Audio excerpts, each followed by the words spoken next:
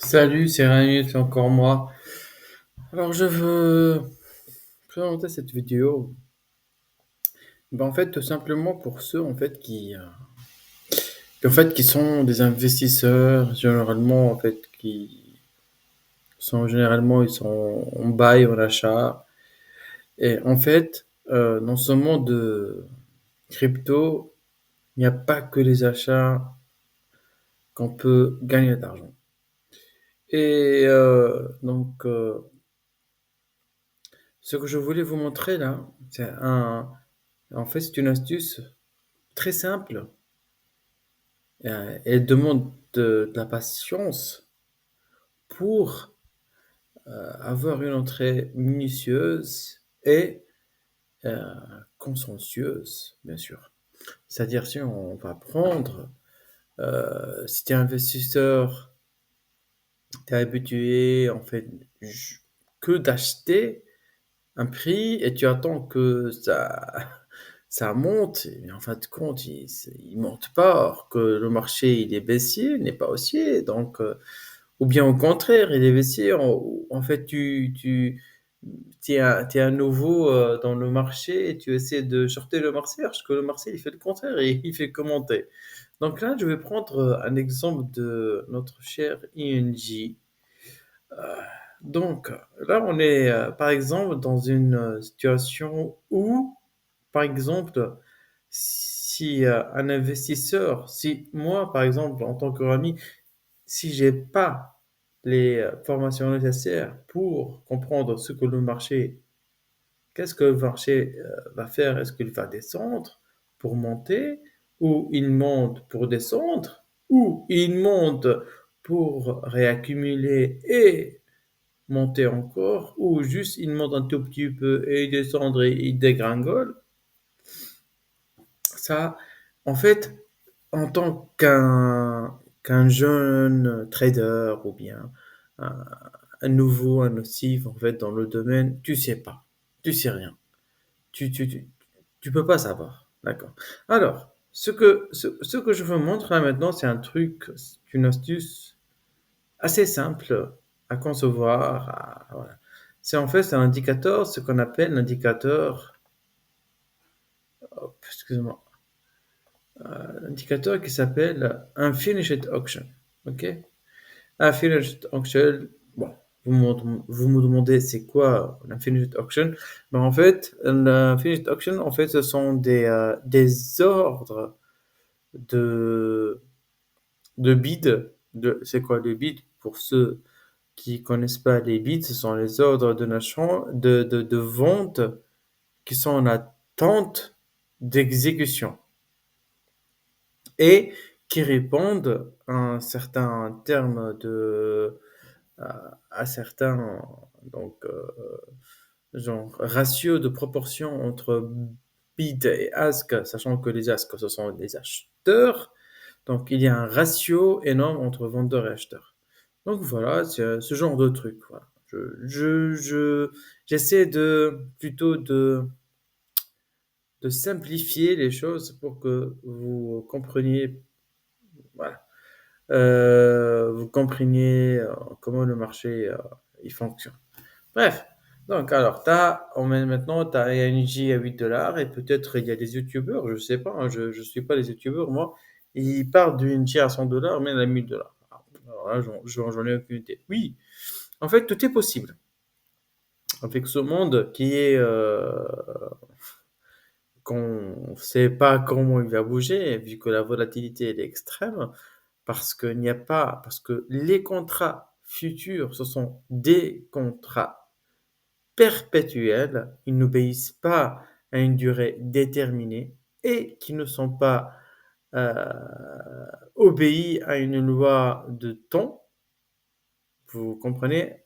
Donc, sauf si l'exchange lui-même, il dit, ce contrat, il va être supprimé à tel jour, ce contrat, par exemple, euh, quand on voit ING, par exemple, à 2 $, toi, tu prends en futur un contrat avec un effet levier à x10, un contrat d'achat. et en fait, ta position ne sera pas coupée, sauf si tu cliques pas sur le bouton, tu prends ton bénéfice, tu vois.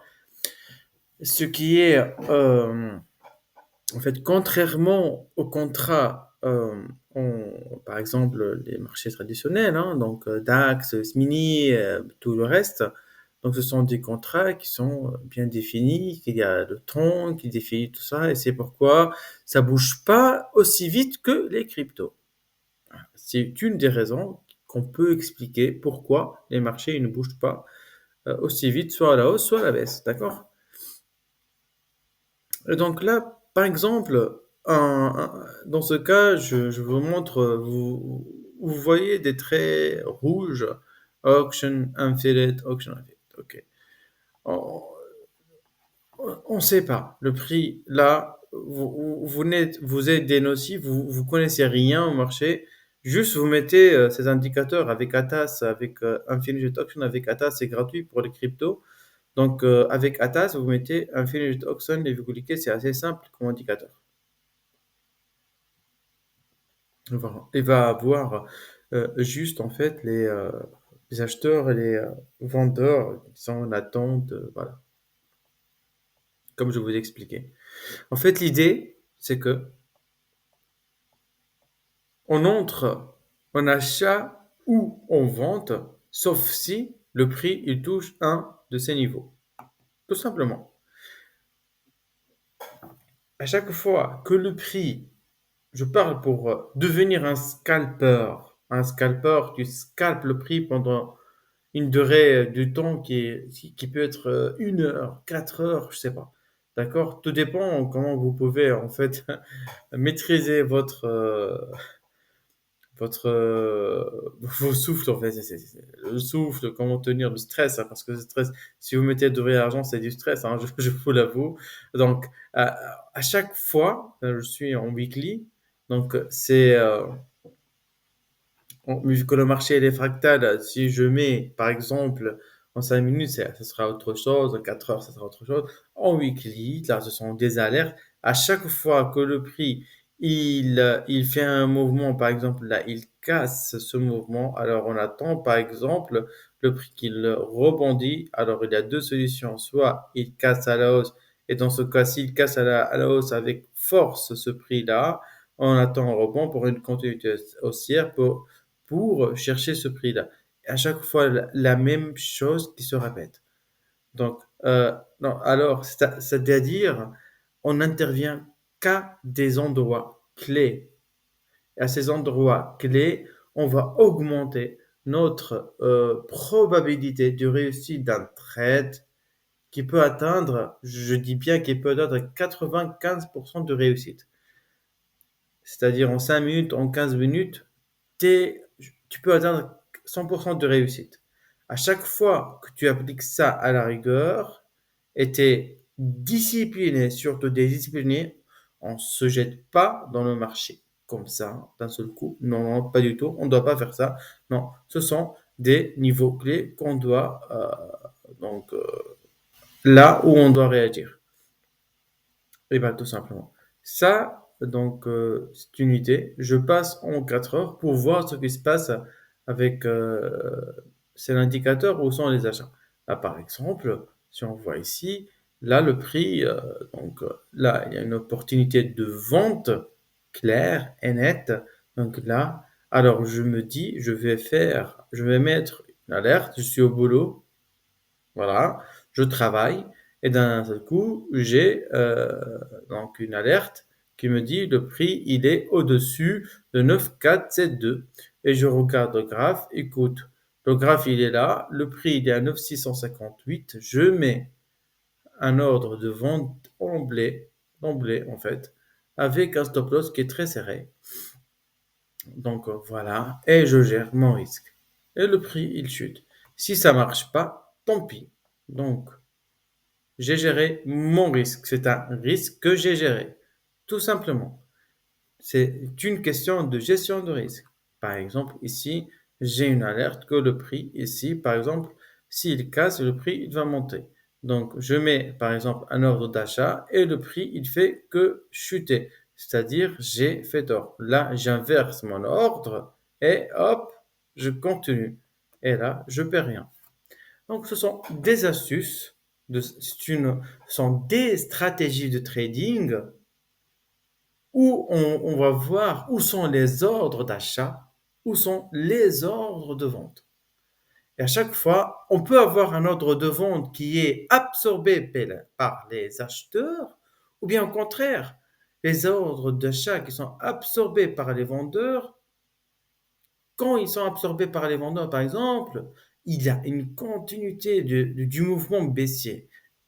Donc à l'opposé, si on a des ordres de vente et le mouvement comme celui-là, par exemple, où je pointe ma flèche, un ordre de vente qui est en attente, donc le prix, il teste une zone et il part. Donc on est à 50% de réussite et tout en maîtrisant notre gestion de risque.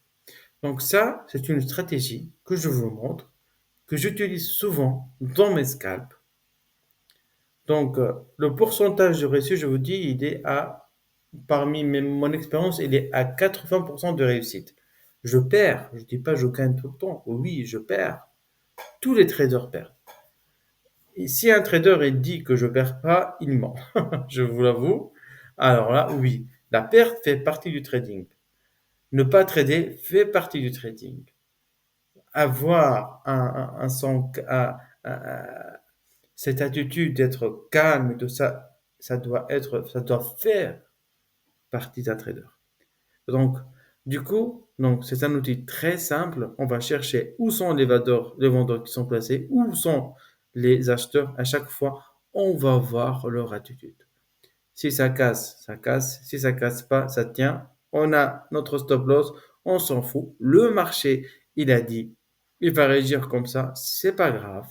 C'est leur choix. Ce sont eux qui manipulent le marché. Nous sommes que des petits poissons. Et on va suivre le mouvement jusqu'à un moment donné. On va devenir gros comme eux. D'accord? Donc, avec toute certitude, je vous partage ma vision. Et avec cette vision, je traite tous les jours, ben, pas tous les jours parce que j'exagère, parce que c'est fatigant, mais plutôt quand je trouve le temps propice, surtout parce qu'il y a des heures clés. Je vous donnerai, en fait, je vous expliquerai les heures clés, quand trader exactement, à quelle heure exactement il y a des heures clés exactement, qui dépendent surtout du market profile. C'est impressionnant quand on peut détecter ça. Et voilà, donc voilà, goutte à goutte, mais assimiler ça, essayer d'assimiler, backtester ça, essayer, backtester ça, c'est impressionnant. Vous allez voir, vous n'avez plus besoin d'autre chose. Essayez, accumulez et vous allez voir. Allez, prochaine vidéo. Ciao, ciao, bye bye.